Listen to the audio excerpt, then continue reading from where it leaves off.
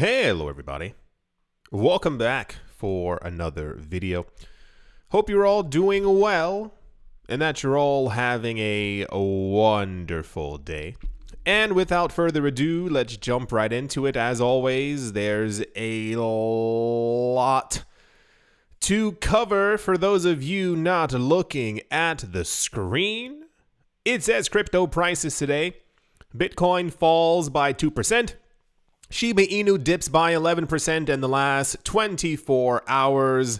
It's very fascinating, the things that move this market, whether up or down, simply because a lot of the time when I go researching and I look for exactly what happened, I'm always expecting something far more dramatic, something terrible even, as opposed to like little drops in a bucket that people pretend is a hurricane. There were a lot of articles floating around. I just assume it's bad journalism from a lot of people talking about this altcoin fell, this altcoin is collapsing, this altcoin is having a very rough day, rough week. Is the bull market over?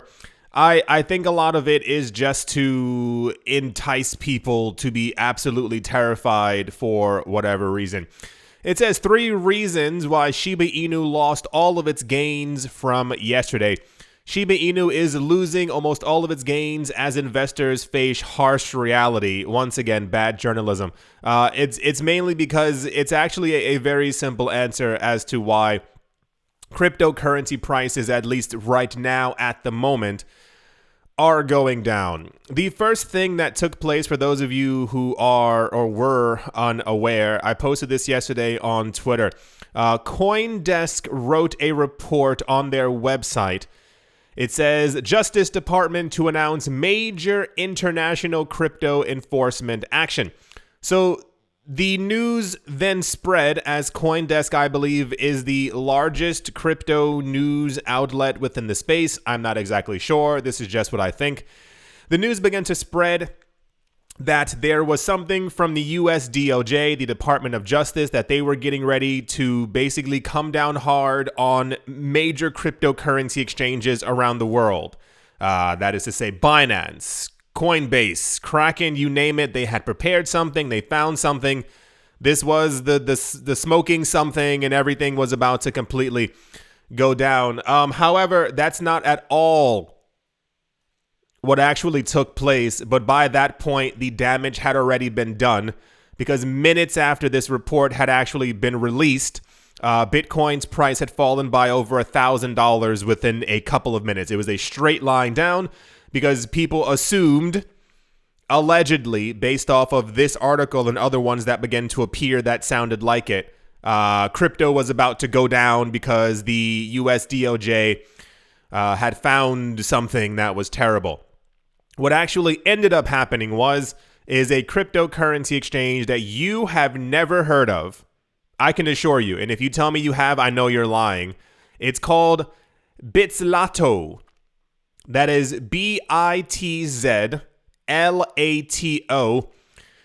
That crypto exchange was busted as U.S. deals blow to crypto crime and arrests the owner. So in also really weird, I think, coordinated news, an enormous amount of websites and other like actual really big news agencies, that is to say the CNBC, the Foxes, the yada, yada, yada, all announced nearly at the exact same time as well that something big was about to go down, and that the US DOJ had something prepared and they were going to announce it. Their announcement was Bitslato, which I believe is a small crypto exchange that doesn't even, if you've ever looked at crypto exchange metrics, you can find them on certain websites. You can see how much volume Binance does in a day, Coinbase does in a day, what have you. Bitslato isn't even on that list. Its volume exchange is so low, it doesn't even make it into, I believe, the top 20 or top 30 anything list. And once again, no one has ever heard of it. It's alleged that Bitslato was from Hong Kong and was working with Russia and had ties to something else. And therefore, that was the thing that the US DOJ was doing in their international crime bust. Right. It says U.S. authorities nab crypto founder over money laundering. Does it even say where he's from? He was found in Miami. His name is Anatoly Legkodimov or something like that. A cryptocurrency exchange located in China was named a money laundering concern by the U.S. Treasury Department's Financial Crimes Enforcement Network, or FinCEN, on Wednesday in connection with illicit financing coming from Russia. The authorities have detained the exchange's proprietor on money laundering charges, which they call a blow to the crypto crime ecosystem. So this made news in crypto after the crypto market fell down because of the alleged fake news from CoinDesk about something that didn't actually end up happening. And then people began to look into this, and basically a lot of people in crypto began to laugh because they were like, this isn't anything major that they were expecting from the Department of Justice to announce. Anyway, basically, one side of that, the cryptocurrency market began to slide on the idea that something terrible was going to happen. Over the course of the last 12 hours, crypto prices have begun to rise back up. But on the 24-hour charts, prices are in red. It says Ether and Bitcoin long traders see $110 million in liquidations on Bitslotso-induced volatility.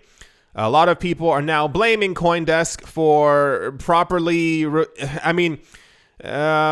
it's been said before in the past by a number of people within the cryptocurrency space that CoinDesk is probably one of the worst news platforms simply because they have the farthest reach, but they also have been accused before in the past of spreading news or information that ends up not being true, and then they redact something or retake back an article an hour after it's been out. But at that point, damage has been done, what have you. So if you were wondering, at least partially, why crypto prices were in red right now, it's because of a fake article. On the other side of that coin, it says stocks turned lower midday, reversing early gains to finish firmly in the red. This was sometime yesterday. So here's the news, and once again, this is why I said I when I saw prices had dropped completely straight down, I assumed something terribly, dramatically horrible had happened, and I found the Bitslotso news, and I was like, okay, what else happened? It says one reason why is the St. Louis Fed President James Bullard joined the Journal, that is the Wall Street Journal, for a live Q&A, telling Nick Timiraos that the Fed should keep rapidly raising interest rates until it gets above 5%. His comments were, is everyone else not paying attention to what we've been seeing for the last year and a half? It says his comments were bad news for traders betting on a quarter-point rate hike at the central bank's next meeting. So this is actually some of the greatest news that we've ever gotten. Maybe I'm simply too optimistic about everything around me. For those of you who've been watching this channel and I'll give you a good last 12 months, and I mean a solid 12 months, what's the major thing that we've constantly been talking about? It's the interest rate hikes. The interest rate hikes go up, stock prices go down, crypto prices go down as well. Whenever we have gotten indications that interest rates were not going to be rising or rising as rapidly or as quickly or eventually would stop, the stock market moved up and the cryptocurrency market also moved up as well. This is what we've been experiencing for the last 2 weeks, more or less. The news has always been that the Fed was looking to stop raising interest rates at 5%. Can anyone tell me why another rapid rise in interest rates to get us above 5% would be a great thing? Anyone? Anyone in the room?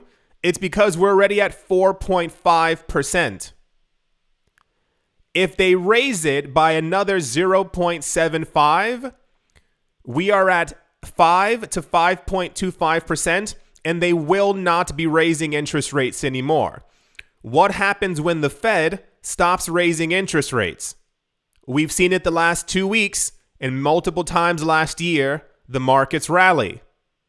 Fed officials have also signaled their intention to lift the rate above 5% in 2023, and keep it there throughout the year. Why did crypto fall on a false report from CoinDesk / why did markets panic hearing that they were going to be raising interest rates, which we know that they are going to do because we've been told that over the course of the last year? I saw this and I got happy because if I think the next rate hike is the 1st of February, if they raise it by 0.75%, we're done. We don't have to, there's no more interest rate news. We only have to worry about actual market conditions and what a coin actually did and how much money an individual stock company actually made. There's no longer waiting for someone to stand on a podium news. I thought this was the greatest news that we had gotten in a while, but apparently this spooked a lot of people. So, and also to clarify, this is going to happen. This isn't something that may or may not take place. We are going to see, remember the time frame. I kept on saying by spring, by March. This is the time frame we kept on getting. By March, we will be above 5%. This is where you've heard all those calls at the very beginning of this year and also even now with people talking about a $3,000 Ether, a $35,000 Bitcoin, the stock market recovering, because we know that we will be above 5%. And they told us that once we hit 5%, they'll wait for the rest of the entire year to see if inflation goes down and where markets go. I thought this was incredible. It says the S&P 500 posts their worst day in more than a month. Dow closes 600 points lower. It's basically off the news that I was just telling you. Despite all that, the cryptocurrency space is still incredibly optimistic. It says Ethereum's price dips from 1,600, but Ether could start a fresh rally. Ethereum price skyrockets to $2,000 with a twist. Okay. These are the important levels to watch out for. It's basically 16, 17, 18. I'm not even joking. Like whenever you hear like these are the levels to watch out for, it's basically any new level of resistance. So the news is a cryptocurrency exchange that you have never heard of was allegedly accused of fraud and money laundering with ties to a country that apparently was doing something illicit with them.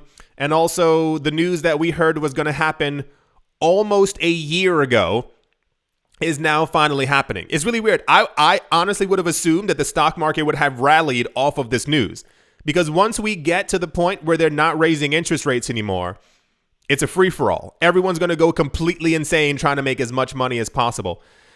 That's all the price news, at least floating around right now. And yeah, let's move on. In what is supposed to be one of the largest news stories of the day, hours after news broke out that Digital Currency Group's crypto trading subsidiary Genesis is apparently planning to file for bankruptcy, another media house, CoinDesk, yep, the one we were just talking about, has now come into trouble. So for those of you who, and I assume it's all of you, I say for those of you because it's simply I don't know if there's anyone new here, but I assume I have a bunch of regulars. Hello to all of you out there who support the channel. The news is around November, FTX began to fall and collapse. Everyone lost their minds. And now consistently, everyone is continuously saying that the only reason why their company is doing bad or having problems is because of FTX. Basically saying Sam Bankman-Fried, what he was doing in the shadows is affecting everyone else. And I just don't buy it anymore. I think if it was just Alameda and maybe a bunch of other really larger companies, that would make a little bit more sense. But CoinDesk? CoinDesk is having problems because of Sam Bankman-Fried? Digital Currency Group's own media publication has potentially hired advisors at the Lazard Group for a potential sale. This move would mean CoinDesk's exit from Barry Silbert's Digital Currency Group. The Wall Street Journal was the first to report the news of CoinDesk hiring the bankers at Lazard. Furthermore, in an email statement, CEO Kevin Worth said, over the last few months, we have received numerous inbound indications of interest in CoinDesk. He further added that not Lazard, okay, will help CoinDesk explore various options to attract growth capital to the CoinDesk business, which may include a partial or a full sale. I don't buy it. This is just me personally. We also had news before that because of Genesis potentially collapsing, there was a problem with the Gemini cryptocurrency exchange, who then called for the ousting of Larry Silbert, saying that he was the worst human being on the planet and that he needed to go. I find the finger pointing to be very fake at this point. I feel like, me personally, I feel like everyone knew what was going on. And now that they're all kind of like on the spot and have the spotlight on them, it's like a really weird Squid Game kind of thing situation going on. So this was incredibly, and I mean incredibly popular news. CoinDesk could be up for grabs as parent company Digital Currency Group scrambles for funds. Apparently, they're trying to sell it for $200 million. Is it worth that much? It doesn't really seem like it. I feel like, it's just CoinDesk. How many? Okay, whatever. I'm gonna shut up. I was gonna ask how many like views or clicks do they get in a month over the course of a year that they would actually even be worth over $50 million, or even why they would need to sell it in the first place, because I assume it doesn't cost $38 million per month to actually keep CoinDesk running. Right? Leading media company CoinDesk explores sale options amid DCG crisis. Also in the news, apparently Charles Hoskinson might be trying to buy CoinDesk or portions of CoinDesk as well. How do we know this? Well, because people were talking about Digital Currency Group online and how it was apparently going down. And then someone wrote to Charles Hoskinson that it appears as if that CoinDesk is up for grabs, because I think the news is, I'm not really sure, is that CoinDesk wrote something negative about Cardano once. I don't know. I have no idea what's going on. And then apparently he was like, oh snaps, I might try and acquire it, because wouldn't that be ironic or something like that. It says hashtag Cardano community. This would be the ultimate irony.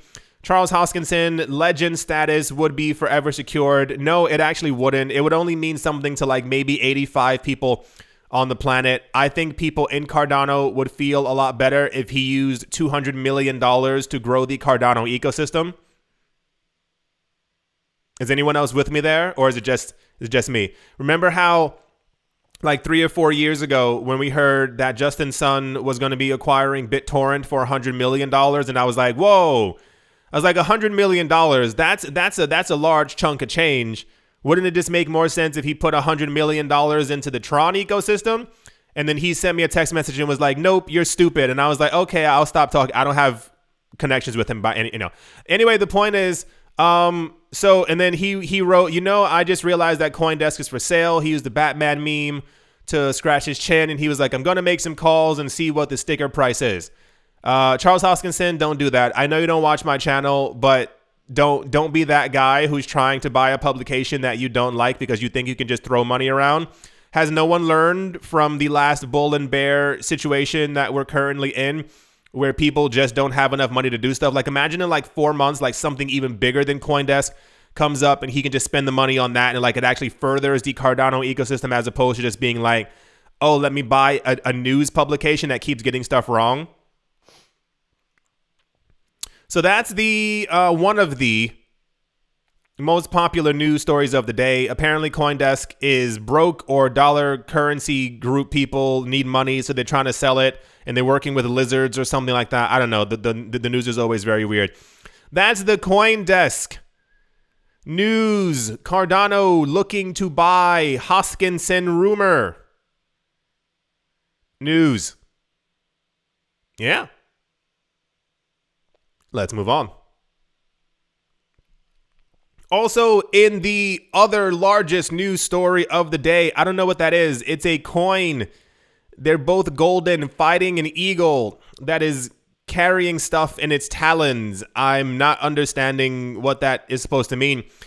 Ripple CEO Brad Garlinghouse expects the firm's long-running dispute with the US SEC will actually be finalized within what he calls single-digit months and remains confident in securing a favorable outcome.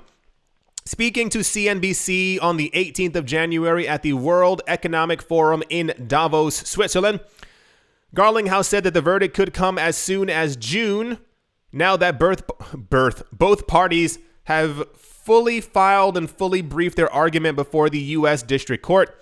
He said, "We expect a decision from a judge certainly in 2023.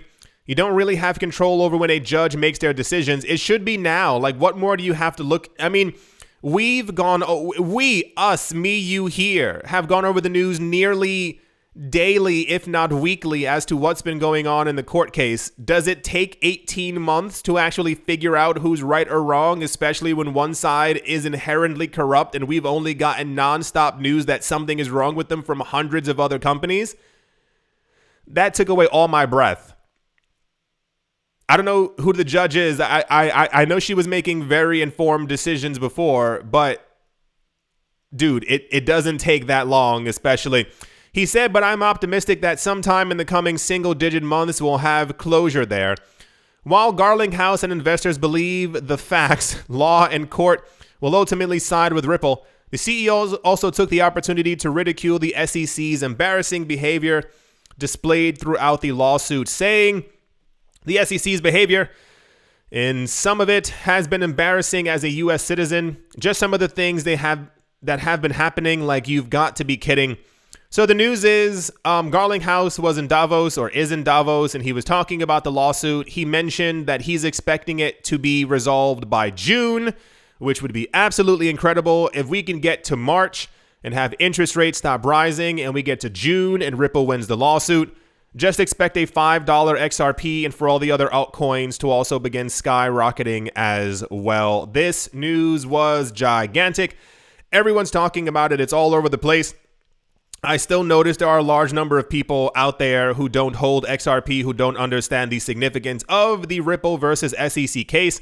They think that they will go unscathed should Ripple lose the lawsuit. I have news for you. You better be crossing your pinky toes and eyeballs, hoping that this actually comes out as a win for Ripple. The major news of the day being is that he thinks it'll actually happen within less than 6 months. Who knows who they've been talking to, what's been happening, what somebody told them. Ripple CEO says the lawsuit will be resolved soon. Ripple CEO remains optimistic about lawsuits settling in 2023. If it takes 2024, we should fire the judge. I think it doesn't take that long. Ripple has basically given so many documents and documentation. The SEC has only redacted stuff from what we've heard, allegedly, in the news daily, and won't give additional news or information to Ripple or to the judge, even though she's been asking for it, and they keep saying that they don't want to give it over the course of 2 years. Anyway, in the next 5 months, we should have some kind of clarity news about this. Would be nice. Alrighty. Let's move on. Also in popular news, in an explosive outburst, Cardano founder Charles Hoskinson, it says unloaded. That's not the word I would use. On someone named Rand Neuner, over his perceived dishonesty and his bias. In a tweet, Hoskinson accused Neuner of shilling Solana and Luna while giving Cardano an unfair representation. Hoskinson called out Neuner on Twitter for what he perceived as shamefully dishonest reporting on Cardano's development progress. So for those of you, I mean, this is also just, dude, please stop. Charles Hoskinson makes it into the news nearly every single day because he's constantly getting into a fight with someone on YouTube or on Twitter. Why? I wish I could tell you the actual reason, but for the life of me, I can't figure it out. And I mean, it's literally almost daily. Like if I made a video that was like, Cardano smells like hot turkey legs, I'm pretty sure Hoskinson would also like scream at me for some reason. I don't know. I understand people being mean on the internet. Believe me, I've seen my fair share here and on Twitter because people have nothing else to do with their time. But at some point, you kind of just ignore the trolls because these people have no lives and are very sad. So this is all they kind of can do to be happy on the internet. But anytime that someone says anything about Cardano, Charles Hoskinson, he jumps up and he screams and tells everyone, to fudge off and all this other stuff. So the news is that Rand Neuner allegedly said something. Who cares? Who cares who this person is, what they say? If they are not the maker of Cardano, if they are not staking Cardano, if they're not a major shareholder or whatever in Cardano, if they don't have over 1 million coins, why would I care about what they say? As it stands right now, like the only person who I barely listen to for Cardano is Charles Hoskinson. So yeah, he probably maybe did shill Solana and Luna. That's because a lot of people have been doing it. Don't forget, last year, there were millions of people who were talking about Terra Luna being, the greatest thing. Remember that? Everyone forgot? Everyone was talking, except for me. Never forget that. Everyone was talking about Terra Luna was going to $100 and then to $300 and then to $1,000. And I was like, the coin looks like crap. And then one day it fell to 1 cent. Remember over the course of last year, Solana's website mainframe, not blockchain, broke down 8 times. And then had 2 hacks. And I kept on telling everyone, hey, Solana looks like garbage. And no one listened. And then Colonica. And then Solana collapsed because of FTX. No one remembers that. There were a lot of people. There are people shilling crappy coins all the time. So if I ever meet Charles Hoskinson, I'll give him a pat on the back. Dude, you're fine. Don't buy CoinDesk. Save your money. And 2, focused all that energy on building Cardano's ecosystems, because I assume you're a smart guy and you can do it. Stop screaming at everyone who walks in front of you. It's getting a little weird now, because all this does is if your screaming in any way affects the outcome of Cardano's price movement upwards or downwards, the SEC is looking at everyone right now. So maybe calmate. That's the Charles Hoskinson screamed at Rand Neuner. Who cares? Who actually cares? News. It's when that, when that one, I won't say any names, when that one famous, light air quotes, crypto YouTuber tried to start a fight with me. Does anyone remember this? This was, I think, last winter or something like that. I forgot what he was saying about me, but everyone was tagging me in a post on Twitter, and I was like, I don't care what this old man has to say. What am I supposed to, whatever. Just ignore them. Let's move on. Also in lightly popular news, Caroline Pham, that is Pham and not Fam, one of the 4 commissioners of the U.S. Commodities Futures and Trading Commission, has called for global industry standards in the regulation of the cryptocurrency industry. In a recent interview, Commissioner Pham commented on the state of the market following the turmoil from bankruptcies and scandals that began last year. This is interesting and was quite popular because we have had indications from many a source that a lot of people don't like working with the SEC, that the SEC is terrible. They're corrupt, you name it. We've heard it all from Ripple, from Elon Musk, from every other company, from Coinbase, you name it. The SEC is apparently horrible to work with. We got indications in 2018 and 2019 and 2020 and 2021 and 2022 that companies would much rather work with the CFTC, as they apparently also do not consider the vast majority of cryptocurrencies to be securities. They think nearly maybe more than top 10 are actually commodities and therefore should fall under their jurisdiction. Part of the problem is that the news that we got is that the CFTC only has 1/10 of the SEC's budget, and therefore the SEC remains more powerful for whatever reason. So as the CFTC is now calling for cryptocurrency regulations, the idea is that, sure, we're already going to get cryptocurrency regulations, but if we can have a lighter touch from the CFTC as opposed to this wild rabid dog running around SEC thing that we have, then, things might not be as bad. We know that the worldwide global banking standards are coming for everyone. It's just a matter of when. But with the CFTC chiming in more and more now, this could be a very good move or pivot for the cryptocurrency space. Nothing too exciting. It's more of I would much rather have the CFTC looking over the cryptocurrency space than the monstrous behemoth that is the SEC that we currently have. Let's move on. Also, and this was supposed to be news, but they've been talking about this for the last couple of weeks.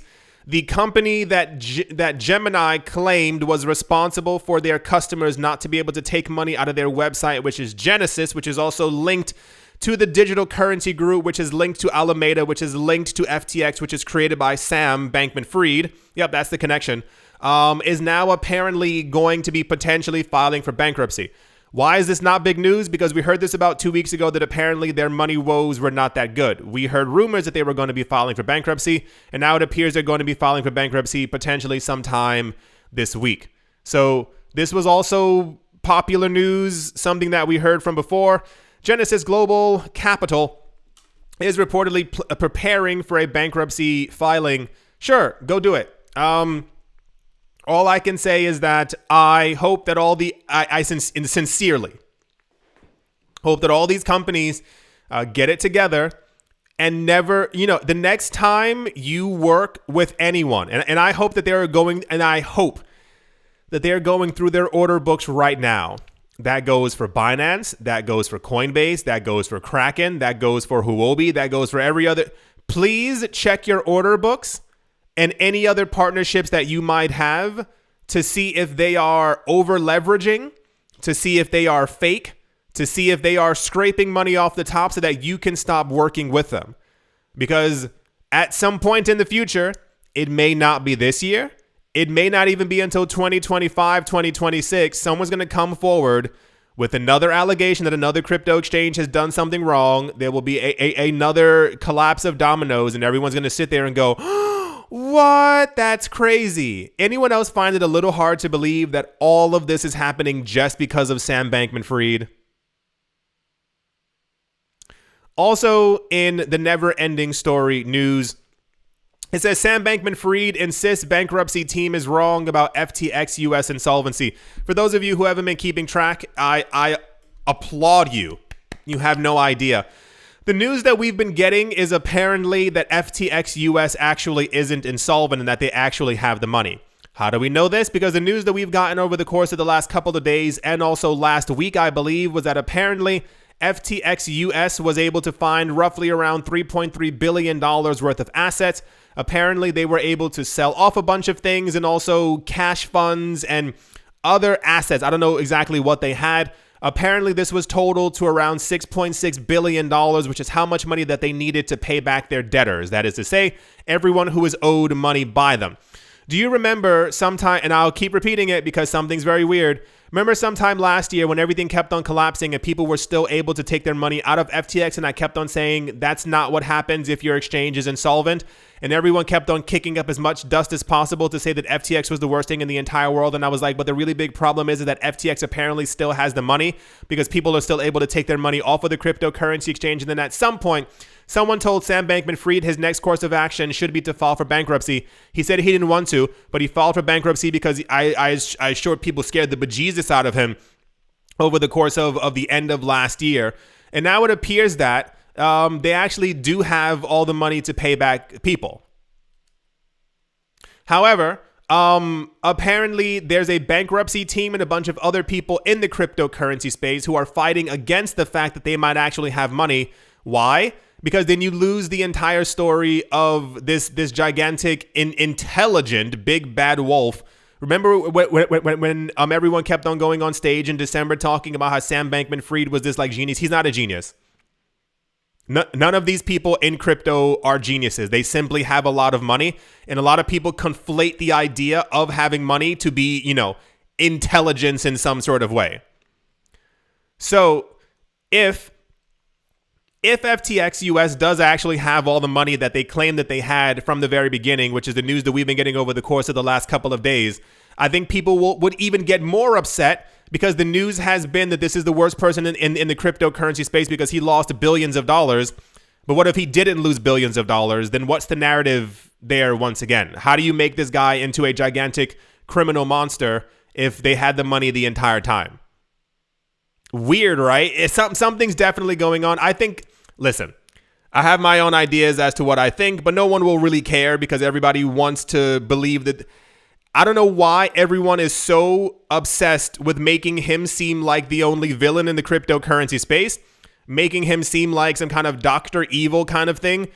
Of course, what he did was wrong and is wrong. And I'm pretty sure we were not the first people to find that out. But what happens if the entire story that we heard about Sam Bankman-Fried had been blown out of proportion? What if he did all that stuff, but they actually still had the money to pay everyone back and there is no insolvency? What's the problem then for a lot of people? We heard and saw the news.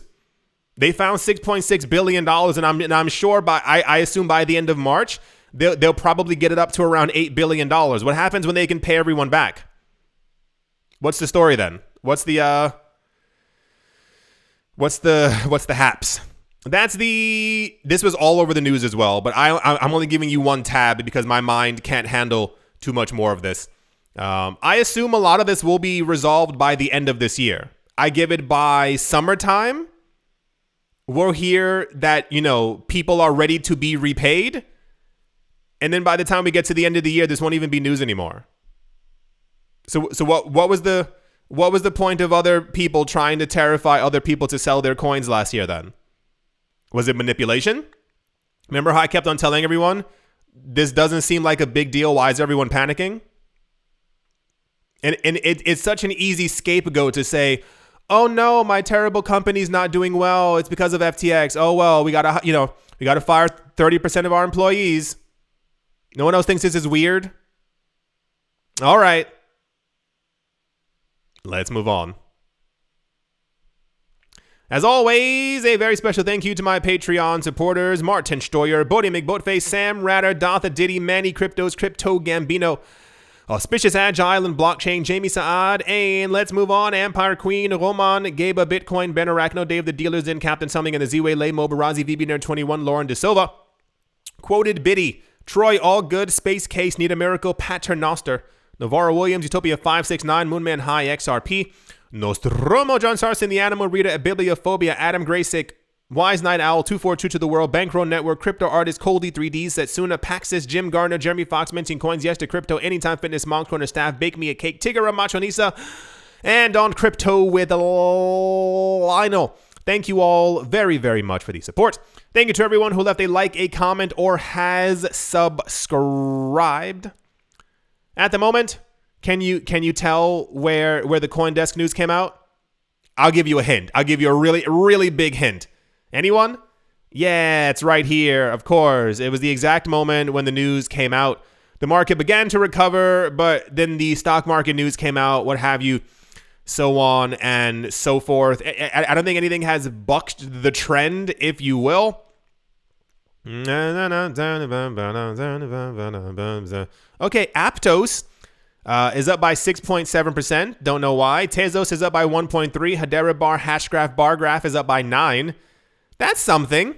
And for those of you looking at the screen, please take note. Huobi Bitcoin has $49 worth of trading volume. I just want you to really take notice of that. Pax Dollar has 1.5 million. These are what you would call terrible numbers. That means that no one's actually using them. So I just thought I'd throw that out there because you need to all understand that some of these coins are actual garbage. $11 million trading volume, not looking too good. 600,000 with a market cap of $3.3 billion. Not looking too good. Anyway, yeah, we'll see what happens over the course of the day. Like I was saying, the 12-hour chart, if you look at it, some of the coins' prices are moving back up or in the green for 12 hours. But for the 24-hour charts, they look quite abysmal. It's just another day. in the crypto neighborhood, everything will be okay in a matter of time. That's how it always ends up being. I do hope. Oh, also there's a new money rules video coming out today. I meant to mention that at the beginning of the video, but there's like 8 billion other things happening. I do hope you've all enjoyed. Hope you all are having a great day, morning, afternoon, evening, wherever you are, wherever you might be. I do hope it's absolutely fantastic. Thank you all once again for liking, commenting, watching, and or subscribing. And I will most certainly be talking to you all soon. See you.